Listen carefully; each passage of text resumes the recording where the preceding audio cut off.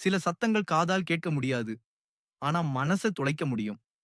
அந்த சத்தம் ஒருமுறை கேட்டால், அது உன்னை என்றும் விடாது. பள்ளிக்கூடத்தில் வேலை பார்த்த பழைய வாட்ச்மேன் ராமு, இரவு 12 மணி வரை காப்பாளராக இருந்தான். அந்த பள்ளி கட்டிடம் 100 ஆண்டு பழமையானது. ஒரு இரவு வழக்கம் போல் சுற்றி பார்த்துக் கொண்டிருந்தான். திடீரென்று காலி வகுப்பறையிலிருந்து சிரிப்பு சத்தம் கேட்டது. இவ்வளவு இரவிலா யாரு இருக்காங்க? என்று அவன் எண்ணினான். வகுப்பறை கதவைத் திறந்து பார்த்தான். யாரும் இல்லை.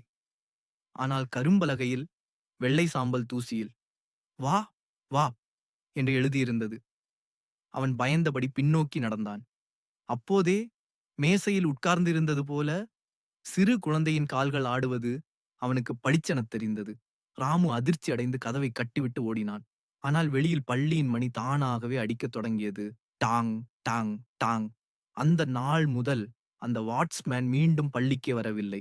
இன்றும் யாராவது அந்த பள்ளிக்கூடம் அருகே நள்ளிரவில் நின்றால், மணியோசையுடன் குழந்தைகளின் சிரிப்பும் சேர்ந்து கேட்கும் என்று சொல்லுகிறார்கள். நீங்களா அதைச் சென்று கேட்கத் துணிந்திருக்கிறீர்கள்?